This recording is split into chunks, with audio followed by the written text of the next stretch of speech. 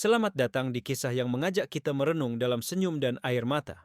Inilah cerita tentang Abu Nawas, ulama cerdik yang kadang membuat orang terheran-heran. Tapi di balik kelucuannya, tersembunyi hikmah yang dalam dan menyejukkan hati.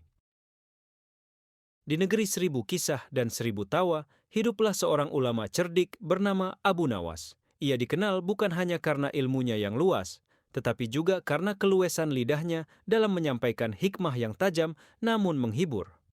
Murid-muridnya datang dari berbagai penjuru, duduk bersila di hadapannya setiap hari, menyimak pelajaran yang kadang terdengar seperti lelucon, namun menyimpan makna dalam. Di antara murid-murid itu, ada satu yang selalu bertanya lebih dalam. Ia bukan sekadar mendengar dan menerima, tetapi mempertanyakan setiap ucapan sang guru. Baginya, setiap kata Abu Nawas menyimpan lebih dari satu makna, dan ia haus akan kebenaran yang tersembunyi di balik tawa dan teka-teki. Suatu hari, ketika matahari sedang bersinar hangat di pelataran madrasah, datanglah 3 orang tamu yang ingin menimba hikmah dari Abu Nawas. Mereka bergiliran bertanya, namun anehnya, semua dengan pertanyaan yang sama. Manakah yang lebih utama, orang yang mengerjakan dosa-dosa besar atau orang yang mengerjakan dosa-dosa kecil?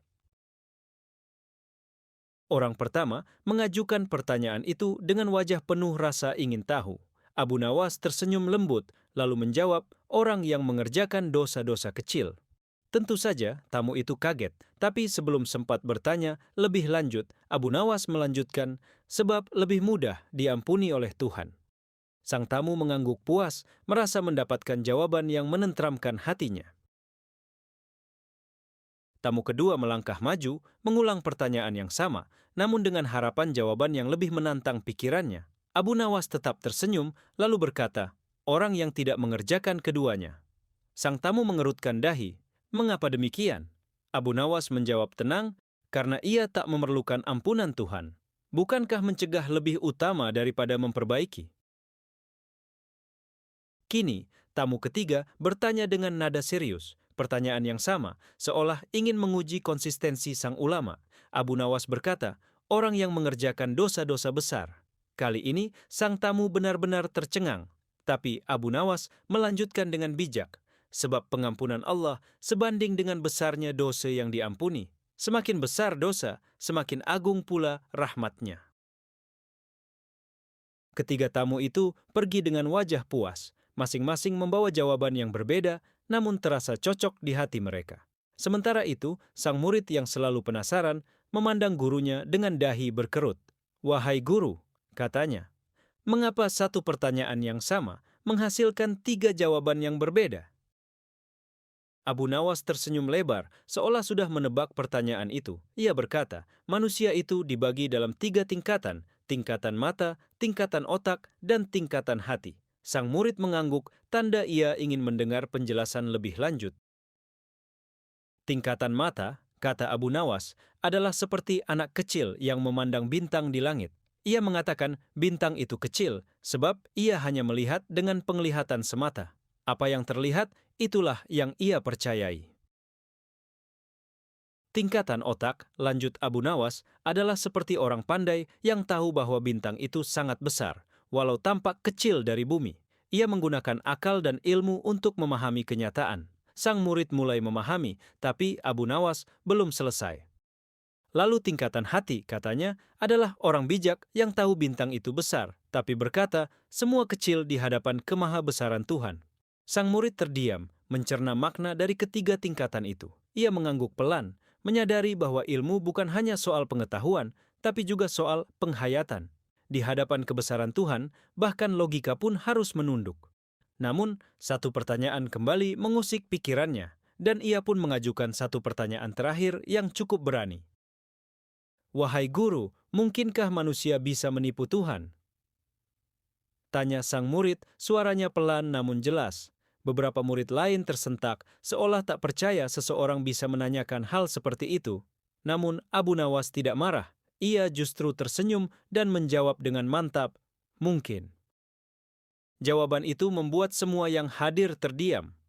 Sang murid pun mengernyitkan dahi, lalu bertanya lagi. Bagaimana caranya, guru? Bukankah Tuhan Maha mengetahui segalanya? Abu Nawas mengangguk perlahan lalu menjawab, dengan merayunya melalui pujian dan doa yang tulus dari hati. Abu Nawas bangkit perlahan dari duduknya, menatap langit senja yang mulai berubah warna. Dengan suara tenang, ia mengutip sebuah doa yang dahulu ia ucapkan saat merasa sangat hina dan tak pantas. Doa itu seperti rayuan yang lembut, bukan untuk menipu, tetapi untuk menyentuh sisi rahmat Tuhan yang tak berbatas. Ia mengucapkan doa itu dalam bahasa Arab yang lembut dan penuh penghayatan. Para murid menunduk, larut dalam suasana haru. Wahai Tuhanku, aku ini tidak pantas menjadi penghuni surga, tetapi aku tidak akan kuat terhadap panasnya api neraka. Oleh sebab itu, terimalah tobatku serta ampunilah dosa-dosaku. Lanjut Abu Nawas, suaranya bergetar, penuh kerendahan hati. Doa itu mengalir seperti air mata yang jatuh dari mata orang yang menyesal, bukan karena takut hukuman, tapi karena merasa tak pantas mengecewakan Tuhan yang penuh kasih. Karena sesungguhnya Engkaulah Zat yang mengampuni dosa-dosa besar, ucapnya menutup doa dengan suara lembut lalu menunduk dalam. Suasana hening menyelimuti seluruh majelis. Bahkan angin sore pun seolah ikut berhenti mendengar kalimat yang begitu merendahkan diri di hadapan Sang Pencipta. Murid itu menangis. Ia merasa malu atas dosa-dosanya, tetapi sekaligus merasa ada harapan. Harapan bahwa pintu Tuhan selalu terbuka, bahkan bagi orang yang ingin menipunya selama penipuan itu adalah dengan doa dan pujian yang tulus. Abu Nawas menatap murid-muridnya satu persatu. Ketahuilah, katanya, bahwa doa adalah bahasa yang lebih tinggi dari kata-kata. Ia bisa mengetuk pintu langit yang tertutup dan membuka rahmat yang tak bisa dibuka oleh logika. Dan jika engkau ingin menipu Tuhan, maka tipulah dengan hatimu yang benar-benar merindunya, bukan dengan kata, tapi dengan jiwa yang hancur namun berserah. Itulah doa yang sesungguhnya, kata Abu Nawas sebelum kembali duduk dan menutup majelis hari itu dengan kedamaian yang dalam.